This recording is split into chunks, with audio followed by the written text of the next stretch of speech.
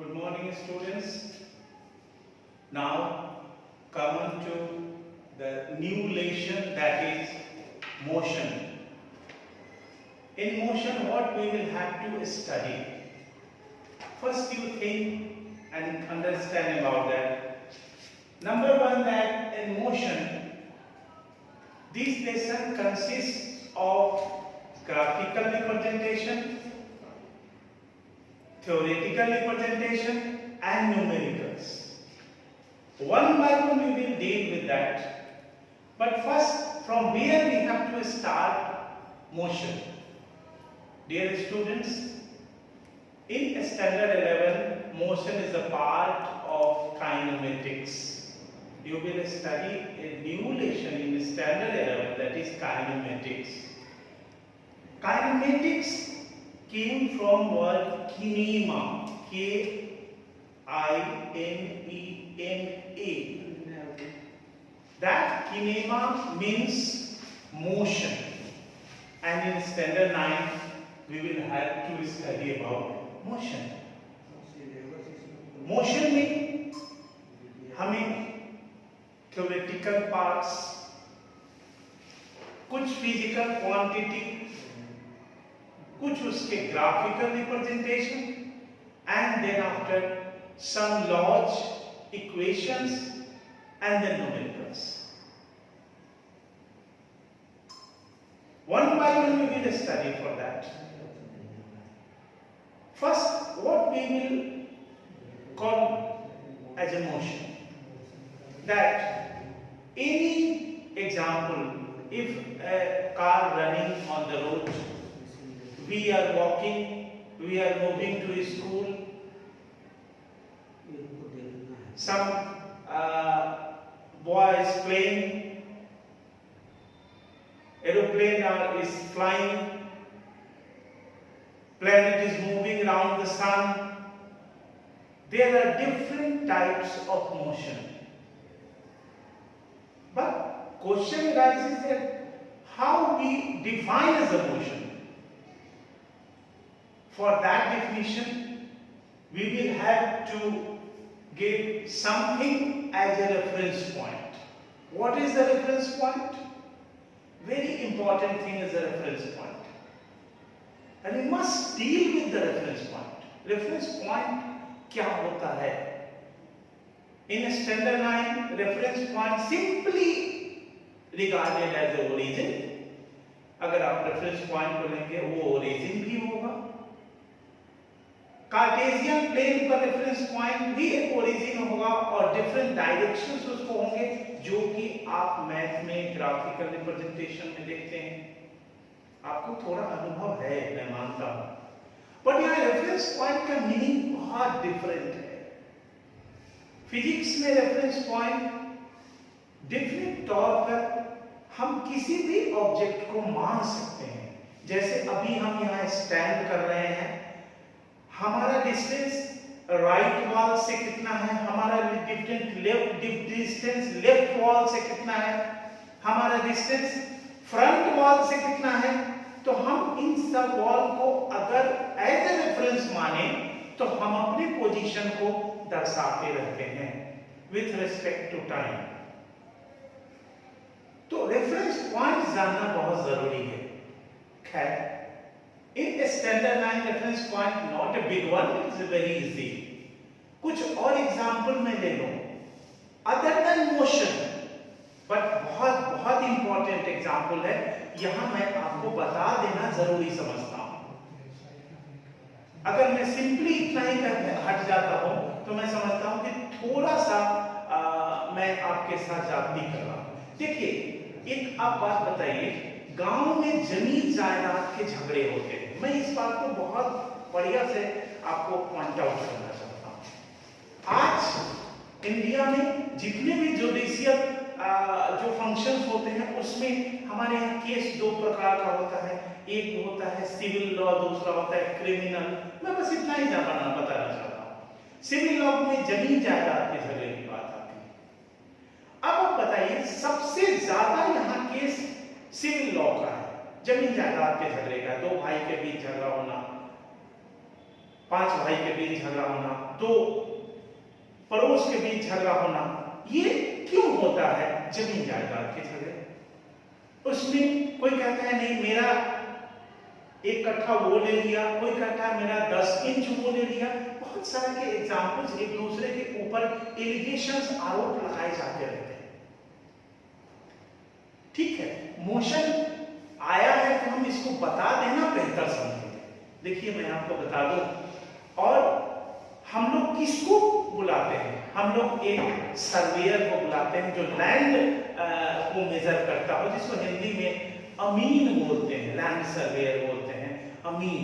अमीन 2 प्रकार का होता है, एक सरकारी भी होता है और एक प्राइवेट भी होता है। हम लोग नपवाते हैं और उसको मेजर करवा के हम दोनों पक्ष उसके ऊपर विचार करते हैं कि दोनों पक्ष क्या हम इस बात को मानेंगे। अब रेफरेंस पॉइंट की जब बात आ गई है, यहां कोई मोशन नहीं है, माइंड कीजिएगा, पर रेफरेंस पॉइंट की बात आ गई है तो मैं आपको बता दूं कि उसमें होता है कि जब बहुत बड़े-बड़े झगड़े होते हैं तो 1, 2, 3, 4 अमीन रहता है, लैंड सर्वेयर उसको नापता है। मैं आपको बता दूं कि गांव में भी रेफरेंस पॉइंट है। तब आप कहेंगे कि सर रेफरेंस पॉइंट कहां है? जितना मुझे नॉलेज है, ये देश अंग्रेज की गुलामी के बाद आजाद हुआ, करीब 100-200 वर्ष के करीब गुलामी थी, और अंग्रेज से, इंग्लिश पर्सन से जो हम लोगों ने सीखा वो सबसे बड़ी चीज थी डिसिप्लिन। मैं ये नहीं बताना चाहता हूं या ये नहीं बोलना चाहता हूं कि वो गुलामी अच्छी थी बुरी थी, इस पर नो कमेंट, बट उसमें क्या था कि उससे हम लोगों ने एक डिसिप्लिन सीखा, और अंग्रेज ने ये सारी प्रथा गांव में की थी, एक रेफरेंस पॉइंट बनाया था, और वो रेफरेंस पॉइंट आज भले ही कुछ हो गया हो, लोगों ने हटा दिया अपने वर्चस्व की लड़ाई में, लेकिन वो रेफरेंस पॉइंट था और आज भी है, और इवन वहीं से मेजर किया जाता है। और 1-2 बड़े-बड़े झगड़ों में आप विश्वास नहीं करोगे, 1, 2, 3 गांव मेजर हो जाता है और तब जाके रिजल्ट सामने आता है। ठीक है, ये रेफरेंस पॉइंट हमारे मोशन का यहाँ पर बहुत ज्यादा यूज नहीं रखता है, लेकिन आपके नॉलेज के लिए बड़ी जरूरी है कि लाइफ में या मोशन में या कहीं भी किसी चीज को मेजर करने के लिए हम रेफरेंस पॉइंट को यूज करते हैं।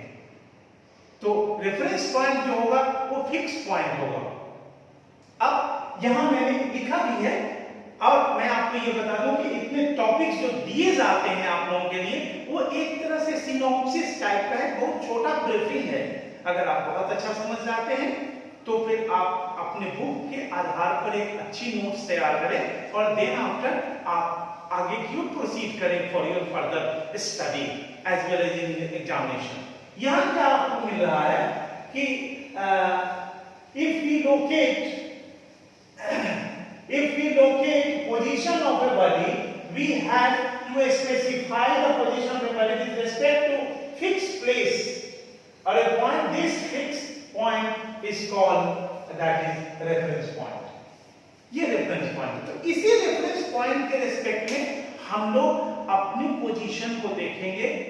जैसे टाइम और रेफरेंस पॉइंट है, और इसके पोजीशन, इसके रेफरेंस रिस्पेक्ट में अगर हमारा पोजीशन चेंज करता है तो हम कहेंगे कि हम मोशन में हैं, और अगर पोजीशन चेंज नहीं करता है तो हम कहेंगे रेस्ट में है। इसी आधार पर यहाँ ये देखा हुआ है कि if a body is said to be in motion, if it changes its position with time, one parameter is the time, and with respect to a fixed point, time के साथ फिक्स पॉइंट के respect में अगर position change करता है तो motion में है, और अगर वो स्टेशनरी है, if it does not change its position with respect to time and with respect to fix point. ये हमारी जस्ट एक शुरुआत है, मींस हम लोगों ने रेस्ट एंड मोशन के इंट्रोडक्टरी पार्ट पढ़ाया, और आपको ये जरूरी लगा समझाना कि किसी भी ऑब्जेक्ट के को स्पेसिफाई करने के लिए एक रेफरेंस पॉइंट चाहिए। That reference point is very important to specify any position of the object. Next to that our topic is all motion or rest and related. Question इससे पूछा जाता है explain rest and motion are related. ये एक बहुत tedious topic है for student point of view or concern, आपके point of view से। क्यों? क्योंकि आप 98% स्टूडेंट लिखने में गलती करते हो। पहले इसको समझ लो, फिर लिखने की बात आएगी तो हम बारी बारी से आपको बता देंगे। All motion are and rest are related, means all motion and rest या all rest and motion are related.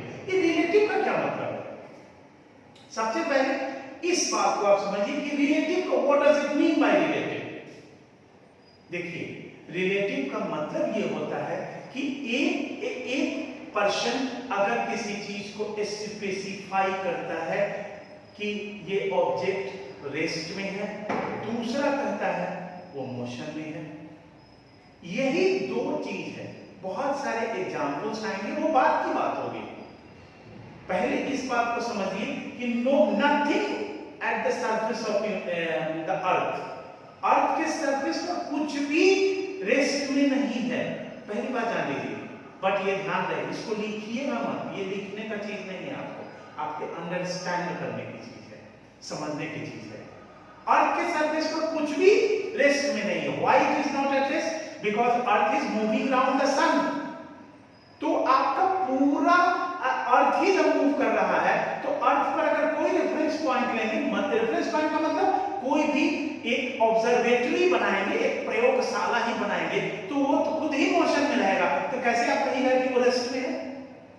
लेकिन फिर भी हम लोग क्या करते हैं कि किसी भी ऑब्जेक्ट को स्पेसिफाई करने के लिए या मोशन एंड रेस्ट को या रेस्ट एंड मोशन को रिलेटिव बनाने के लिए कहीं ना कहीं रेफरेंस पॉइंट तो ढूंढते हैं। अब लिखने की बात आती है, तो देखिए लिखने के बाद में आप 2-2.5 लाइन का थ्योरी लिखिएगा। वो क्या होगा? If any object is at rest with respect to one object and the same object is in motion with respect to other object, ये थ्योरी हुआ। आप एग्जाम्पल डालिएगा, वो भी मैं समझाता हूं। एग्जाम्पल में सबसे बेहतर एग्जाम्पल आप दे दीजिएगा ट्रेन वाला। आप ट्रेन के अंदर हैं, you are sitting inside the train, so your position with respect to fellow passenger, यानी आपके सामने जो पैसेंजर है वो उसके पोजीशन, उसके रिस्पेक्ट में आपका पोजीशन या आपका पोजीशन कंपार्टमेंट के रिस्पेक्ट में, कंपार्टमेंट माने कोच, जिस डब्बे में आप बैठे हो, ये दोनों को मैंने रेफरेंस पॉइंट बना दिया। देखिए समझिए बात को, आपको मैंने आपके पोजीशन को स्पेसिफाई करने के लिए हमने 2 रेफरेंस पॉइंट बना दिया, और करके your position with respect to your fellow passenger or with respect to the compartment not changes. It means you are at rest. यानी एक रेफरेंस पॉइंट किसको बनाया? फेलो पैसेंजर या कंपार्टमेंट को बनाया। उसके रेस्पेक्ट में आपका पोजीशन चेंज नहीं कर रहा है, तो चेंज नहीं कर रहा है यानी आप रेस्ट में हो। But with respect to the outside means अगर वो प्लेटफॉर्म पर है या जस्ट ट्रेन स्टार्ट हुई है या फिर आउटसाइड कोई भी एक स्टेशन ले लो जो ट्रेन चल रही है, तो आउटसाइड के रिस्पेक्ट में, आउटसाइड में आपने रेफरेंस पॉइंट को चेंज किया। आउटसाइड के किसी रेफरेंस पॉइंट के रिस्पेक्ट में आप क्या कर रहे हो? आप आगे जा रहे हो, आप मोशन में हो। तो आपने रेफरेंस पॉइंट जैसे चेंज कर दिया तो आपका पोजीशन भी चेंज हो गया, आपका पोजीशन मोशन में आ गया। अब आप समझिए, एक कह रहा है कि आप रेस्ट में हो, दूसरा कह रहा है आप मोशन में हो, तो बड़ी आसान है इसको दर्शाना। अगर आपसे ये क्वेश्चन पूछा जाए तो बस 2-2.5 लाइन का जो है थ्योरी लिखना, और थ्योरी के बाद एक एग्जाम्पल देके इसको क्लियर करना, ये जो हमने किया है। इसीलिए मैंने इसको सिर्फ आपको एज ए टॉपिक लिख दिया है, इसके बारे में मैंने कुछ दिया नहीं है। और ये क्वेश्चन बराबर पूछता है, हम लोग भी पूछते हैं, सिंपल आपको पेन पेपर टेस्ट में पूछते हैं। इस मोशन के सबसे फर्स्ट टॉपिक में इसी को डाल देते हैं जनरली। अब आइए डिफरेंट टाइप्स ऑफ मोशन की बात करें हम। जबकि ये 9 में नहीं पढ़ना था, लेकिन मैं आपको थोड़ा सा इसका क्लिपिंग दे रहा हूँ। Number 1 is linear motion, circular motion, oscillatory motion, periodic motion and random motion. What is linear motion? If an object moves on a straight line, that is linear motion. Circular motion, if an object covers its distance or moves on a circular path, that is circular motion. Oscillatory motion, if an object moves to and fro about its mean position, that is a fixed point. That fixed point is the mean position. That is oscillatory motion. And what is periodic motion? That a motion which will just repeats after a regular interval of time, that is periodic motion. And what is random motion? That a motion which direction is not fixed. इन सब में मैं समझता हूँ ये आपके लिए थोड़ा tedious होगा मेरे समझ से, क्योंकि ये मक्खी का जो डायरेक्शन होता है ना, वो रैंडम मोशन कभी भी जा सकता है, किधर भी जा सकता है, उसका कुछ भी फिक्स नहीं है ना। जैसे उसके डायरेक्शन को आप देखोगे, हाउस फ्लाई अगर यहाँ से मुंह पे इधर जाएगी, इधर जाएगी, इधर जाएगी, कहीं भी वो जा सकती है, तो ये रैंडम मोशन। तो ये छोटा सा मोशन के बारे में क्लिपिंग था। अब आप आइए कि फिजिकल क्वांटिटी जो आपको मिलेगी 9 में, वो उसका एक बहुत अच्छा एक रिप्रेजेंटेशन है। फिजिकल क्वांटिटी को रिप्रेजेंट कैसे करेंगे, यहां से आप अवेयर रहिए। जो क्वांटिटी आपके पास आ रहा है, that is vector and scalar quantity.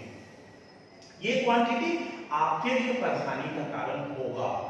क्यों होगा, मैं आपको शुरू में डरा दे रहा हूं, क्योंकि 11 में अगर आपको वेक्टर एनालिसिस या वेक्टर के ऊपर मैथ्स नहीं बने, या वेक्टर में अच्छी पकड़ नहीं हुई, मॉडुलस नहीं निकाले, बहुत सारी चीजें हैं, तो निश्चित तौर पर आपकी परेशानी और बढ़ेगी। तो आप शुरू से ध्यान दीजिए, और वो है कि क्वांटिटीज को, फिजिकल क्वांटिटीज को हम कैसे रिप्रेजेंट करते हैं। तो फिजिकल क्वांटिटीज को रिप्रेजेंट करने के लिए उसका क्लासिफिकेशन तो कर दें। तो फिजिकल क्वांटिटीज को हम 2 प्रकार से क्लासिफाई करते हैं, that is vector quantities and scalar quantities. अब स्केलर क्या होता है, वेक्टर क्या होता है? तो स्केलर क्वांटिटी होता है कि ये क्वांटिटीज है, physical quantities that is specified only by the magnitude. अब ये मैग्नीट्यूड क्या है? आप लोगों को फिजिक्स में अगर हम लोग मैग्नीट्यूड बोलते हैं तो बड़ी कष्ट होता है, देखा गया है जनरली सर मैग्नीट्यूड बोल रहे हैं, मैग्नीट्यूड कौन सी चीज का नाम है? तो देखिए मैग्नीट्यूड एक्चुअली कुछ भी नहीं है, फिजिकल ये न्यूमेरिकल वैल्यू है। न्यूमेरिकल वैल्यू को मैग्नीट्यूड बोलते हैं। जैसे हम एग्जांपल ही दे रहे हैं, इस एग्जांपल में आपको लिखा हुआ है डिस्टेंस, मास, स्पीड, ये तीनों जो है वो स्केलर क्वांटिटी। कैसे स्केलर है वो मैं बताता हूं। कि जैसे आप अगर बाइक से मूव कर रहे हैं, सपोज करिए, सालों से समझता हूं कि आप सब लोग बाइक चलाते होंगे, ऑलमोस्ट सारे लोग 80-90%। तो बाइक अगर मूव कर रही है तो आप बाइक से 30 किलोमीटर पर आवर से कहीं जा रहे हैं, तो 30 किलोमीटर पर आवर जो है वो स्पीड है। ये एक बोलने का बेहतर तरीका हुआ, बट फिजिक्स में 30 किलोमीटर पर आवर, 30 किलोमीटर पर दैट इज मैग्नीट्यूड है 30। अब देखिए 30 किलोमीटर पर आवर से जो आप मूव कर रहे हैं, तो इससे हमें या किसी को ये पता नहीं चल रहा है कि आप किधर जा रहे हैं। मान लीजिए आप अपने घर से नॉर्थ की ओर जा रहे हैं, साउथ की ओर जा रहे हैं, ईस्ट जा रहे हैं या वेस्ट जा रहे हैं, कोई डायरेक्शन नहीं हो रहा है, आप 30 किलोमीटर पर आवर से जा रहे हैं, ट्रैवल कर रहे हैं, यानी 30 kilometre per hour with unit that is kilometre per hour, ये आपकी स्पीड हो गई। पर 30 जो हुआ ये मैग्नीट्यूड हुआ, न्यूमेरिकल वैल्यू। लेकिन अगर इसी में लगा दिया जाए कि 30 kilometre per hour due east, तो हमें ये पता चल जाएगा कि आप 30 किलोमीटर पर आवर ईस्ट में जा रहे हैं। अगर हमको खोजना भी पड़े, आपके पीछे अगर हम चले दूसरे बाइक से, तो हो सकता है कि हम आपको खोज लेंगे, आसानी से खोज लेंगे, क्योंकि आप ईस्ट में जा रहे हैं। एक दूसरा क्वांटिटी है दैट इज वेक्टर क्वांटिटी। तो एक quantity which is described by magnitude as well as direction. ये वेक्टर क्वांटिटी है। इसका एग्जांपल दो तीन हमने लिखा भी है, डिस्प्लेसमेंट, वेलोसिटी, एक्सेलरेशन। इसमें सबसे बेहतर डिस्प्लेसमेंट वेलोसिटी बोल लीजिए। मैं कहा था स्पीड के लिए 30 किलोमीटर पर आवर, ये स्पीड है, लेकिन अगर उसी में लगा दें कि 30 kilometre per hour due east, वो वेलोसिटी आपकी हो जाएगी, क्योंकि उसमें जो है वो डायरेक्शन स्पेसिफाई हो जाएगा। ये तो थ्योरेटिकल बात हुई। एक और बात मैं आपको बता दूं जो आगे भी काम आएगा, और वो मैं आपको बताना चाहता हूं कि अगर मान लिया जाए कि -20 की बात है, यहां पर कोई पैरामीटर नहीं दे या किलोमीटर पर आवर नहीं दे, कोई भी यूनिट में नहीं देना चाहता हूं, -20 की बात है। एक मैं एग्जांपल लेना चाहता हूं जो आपको मैं बताऊंगा, और ये -20 का आपके मैथमेटिक्स में या आज तक जो आप पढ़े हो वो मैथ का जो सोच है वो है कि -20 equal to less than 0, but physics में -20 का वैल्यू बिल्कुल अलग होता है। मैं आपको लिनियर वाइड सेंस बता दे रहा हूं। -20 का मतलब होता है पहला 20 को पकड़ना, 20 is the magnitude, but minus जो है वो ये दर्शाता है, इसके डायरेक्शन को दर्शा रहा होगा। अब कहिएगा कि सर तो आप क्यों नहीं कोई फिजिकल क्वांटिटी को डिस्क्राइब कर देते हो, यानी बगल में यूनिट डाल देते हो। मैंने इसलिए यूनिट नहीं डाला, कोई भी फिजिकल क्वांटिटी वहां होगा जो वेक्टर होगा, यानी जिसके पास मैग्नीट्यूड भी होगा, डायरेक्शन भी होगा। तो फिजिक्स में इससे हमेशा अवेयर रहना। मैं एक छोटी शुरुआत आपको डाल दिया, लेकिन बहुत बड़ी चीज आपके दिमाग में डाला हूं कि फिजिक्स में इससे अवेयर रहना कि -20 का अर्थ लेस देन 0 नहीं होगा, 20 मैग्नीट्यूड को दर्शा देगा, और माइनस निश्चित तौर पर ये जो क्वांटिटी है जिसका वैल्यू आया है -20, ये उस फिजिकल क्वांटिटी को दर्शाएगा। और वो कैसे होगा, तो जैसे ही आपको यूनिट यहां पर डाला जाएगा, मान लिया न्यूटन डाल दिया जाए, मान लिया जाए न्यूटन डाल दो, एन डाल दो, तो फोर्स को दर्शा देगा। तुरंत पकड़ लो फोर्स है, तो फोर्स है, इसका क्या मतलब है कि दो फोर्स लगा होगा, एक फोर्स को पॉजिटिव दिए होगे तो दूसरा फोर्स नेगेटिव हो गया होगा, क्योंकि फोर्स के पास डायरेक्शन होता है। तो दो फोर्स अगर लोगे तो एक को पॉजिटिव मानोगे तो दूसरे को नेगेटिव मानना तुम्हारी मजबूरी है। तो ये तुम्हारा एक इंट्रोडक्टरी पार्ट में ये आपको वेक्टर क्वांटिटीज हो गया और रेस्ट एंड मोशन। तो अभी इसमें जो हमने शुरुआत की मोशन में, उसमें मैंने प्रयास किया कि मैं आपको सबसे पहले रेफरेंस पॉइंट के रूप में बता दूं रेस्ट क्या है, मोशन क्या है, उस डिफिनीशन को मैंने बताया, रेफरेंस पॉइंट को बताया। रेफरेंस पॉइंट बहुत हो सकते हैं, ये भी मैं बताऊंगा धीरे धीरे। और दूसरा जो हमारा बहुत इंपॉर्टेंट टॉपिक था रिलेटिव का, कि motion and rest are relative terms, ये मैंने आपको बताया, और कुछ different types of motion and quantities के रिप्रेजेंटेशन का तरीका। ये आपका आज का इस वीडियो में आपका पूरा कंक्लूड होता है। Thank you.